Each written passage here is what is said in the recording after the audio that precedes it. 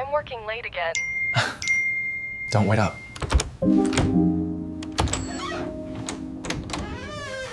He sent her a message. When are you coming home? That reply was unexpected. It made her pause. She quickly typed back, where are you going? He simply wrote, I have some things to handle quietly. He returned home earlier than he said he would. The house felt different. A strange quietness hung in the air. The lights were dimmer than he'd left them. Then he heard it, an unfamiliar sound of laughter, muffled, coming from the bedroom. He stopped in his tracks, his feet frozen to the floor. He took a slow, deep breath, steadying himself. He typed back a single word, yes, then put the phone away.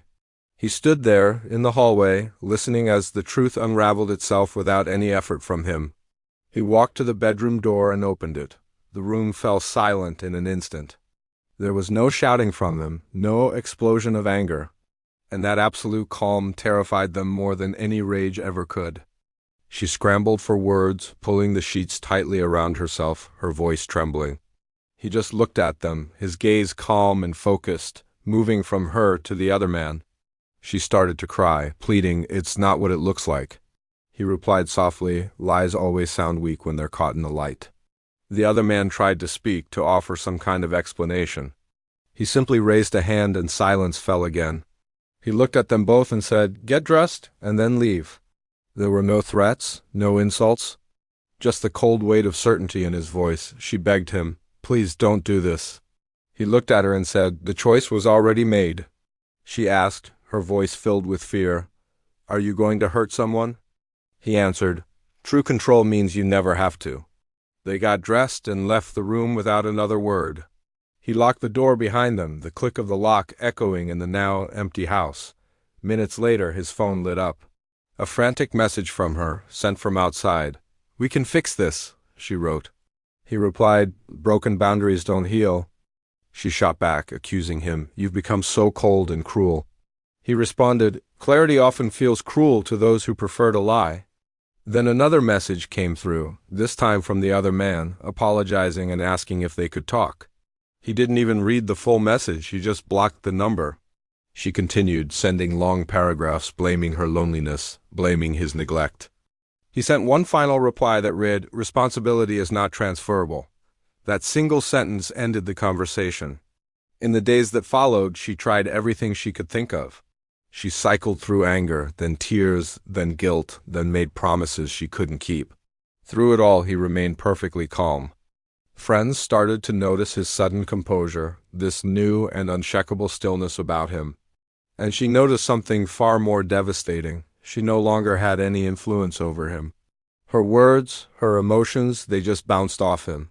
Desperate, she asked, do you still love me? He replied, love doesn't survive disrespect. She accused him, you've changed into someone frightening.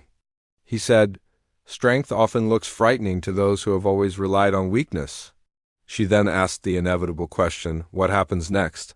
He answered with two words, separation and truth.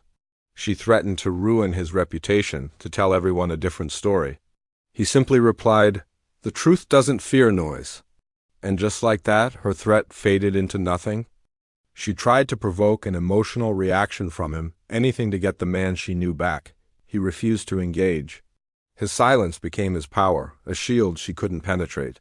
She began to realize with a dawning horror that she had misjudged him completely. The man she thought she could manipulate, the man she had underestimated, was gone. In his place stood someone grounded, centered, and unmoved by her chaos. She sent one final message. This time it was a sincere apology. There were no excuses, no blame. Just her owning what she did. He saw the message and acknowledged it, but he didn't reopen the door. He wished her accountability and growth. Then he archived the chat. The days that followed were peaceful. The house felt lighter, cleansed of the lies that had filled it. He rebuilt his life, his routine, but without any bitterness or desire for revenge. He didn't want to punish her. He simply chose removal. And that choice, that simple act of removing himself from her life, haunted her more than any punishment ever could have. That night he slept deeply for the first time in months. And that was the ending she never saw coming.